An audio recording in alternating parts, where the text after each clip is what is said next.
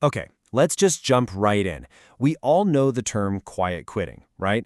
It's that feeling of just showing up to work, doing the bare minimum, and clocking out.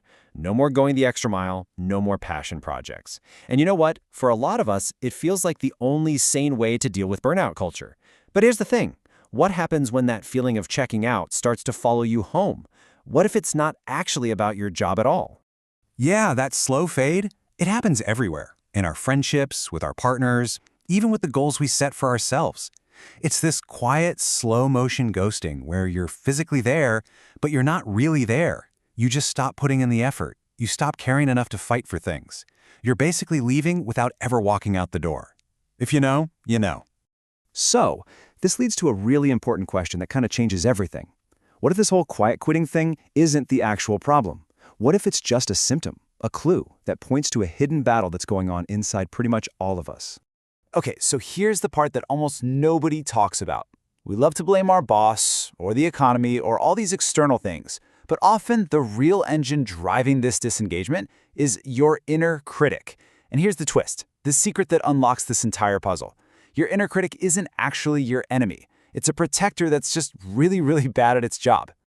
Think of it like this. Your brain has this ancient security system that was designed to protect you from, I don't know, a tiger jumping out of the bushes. But here's the catch. That system can't tell the difference between a real physical threat and the social threat of, say, being rejected or feeling ashamed. So when your inner critic starts screaming that you're not good enough, your body gets flooded with the exact same stress hormones, we're talking cortisol, as if that tiger were right there in the room with you. It's literally trying to keep you safe by scaring you into staying small. And this is exactly why the usual advice to just be more positive or crush your negative thoughts is such a terrible strategy.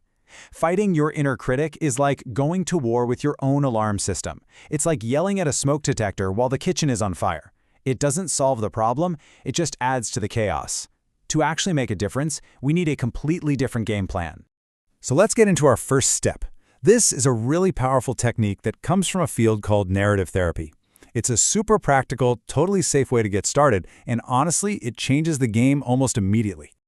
Okay, the core concept here is something called externalization. The big idea is actually really simple, but it is profound. You are not your problems. Externalizing is basically a little language trick that lets you take a thought or a feeling that feels like it's who you are, and instead see it as something separate from you. It's a tiny shift in language that gives you massive psychological leverage. And this shows the shift perfectly. Just look at the difference here. On the left, you have I am a failure. That feels like an identity, right? It's a permanent fact. But now look at the right. The critic is telling me I'm a failure. See? All of a sudden, there's some breathing room. It's not you, it's a voice. It's not a fact, it's just an opinion. This tiny little change in wording completely gives you your power back. You can't really argue with I am lazy, but you can absolutely question a feeling of burnout that's just stopping by for a visit.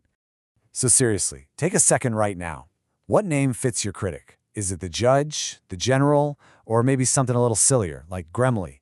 Just by giving it a name, you've done it. You've externalized it. You have just taken the single most important step in rewriting your inner story. This is a huge deal. Okay, so now that we've actually identified the problem and we've given it a name, we can move on to step 2. We're not going to fight the judge or try to yell at Gremley. Instead, we're going to change our entire relationship with that voice. Our new strategy is to meet that critical voice with curiosity and something called self-compassion. Now, I know what some of you might be thinking, especially if you're a high achiever. Self-compassion can sound a lot like an excuse or weakness. It's not. From a strategic point of view, it is the single most effective tool we have for deactivating our body's threat response. It's how you actually calm down the smoke detector. The researcher Kristin Neff breaks it down into 3 really simple, doable parts. First up is self-kindness. Basically, talk to yourself with the same warmth you'd give a good friend who's struggling. Second, and this is a big one, is common humanity. Just realizing that your struggles don't make you uniquely broken. They make you human.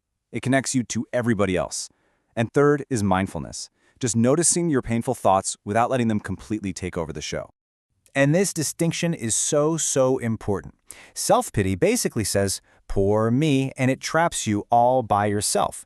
But self-compassion says, this is what it feels like to be human and struggle. And that opens the door to connection. One is a cage, the other is a key. And that brings us to the final and maybe the most important piece of the puzzle. A brilliant strategy is totally worthless if you don't have a system to make it happen. So how do we make self-compassion an automatic reflex instead of just a nice idea we forget about the second we get stressed? The answer is a really simple and, frankly, brilliant technique called habit stacking. It's so powerful because it works with your brain's existing programming instead of trying to fight against it. And the best part? It doesn't rely on motivation or willpower, which, let's be honest, are never there when you need them. Okay, here's the simple version. You find a habit you already do without even thinking about it. That's your anchor, like making your morning coffee. Then you just stack a tiny new habit on top of it. So after you push the start button on the coffee maker, you say one kind thing to yourself. After you brush your teeth, you think of one thing from the day that was good enough. They're tiny, almost effortless little actions that over time literally rewire your brain. So why does a system of tiny little habits work so well for the long haul? Well, it plugs directly into the science of hope. The psychologist C.R. Snyder gave us this powerful equation. Real, functional hope isn't just wishful thinking.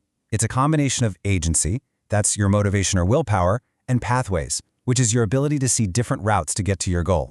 And this is the strategic genius of habit stacking. You're not banking on your willpower, which we know comes and goes. Instead, you are systematically building new pathways in your brain, automatic shortcuts to a more compassionate mindset. And when you have multiple pathways, you become resilient. If one route is blocked because you're exhausted, another one just kicks in automatically. You're not just hoping for change anymore. You are actively engineering it. So let's bring this all together. We started with that feeling of quiet quitting. We discovered that its hidden root was this misguided inner critic. And we've just laid out a 3-step system to name it, change our relationship with it, and build a new automatic response to it. At the end of the day, this whole process is about reclaiming your narrative power. The inner critic wants to make you a side character, or even worse, the victim in your own life story. By using these tools, you get to take the pen back. You stop being the subject of the story, and you become its author once again. And I just want to leave you with one last idea to explore. We've already reframed the critic from an enemy into a protector. But what if we could take that one step further? What if the very things your critic attacks you about, your creative ideas, your desire for connection, your biggest dreams, what if those aren't your weaknesses? What if they're actually a compass pointing you directly toward what you value most in life? Just something to think about. If this touched your heart, please subscribe, like, and share it with your family. Save this for more meaningful content ahead.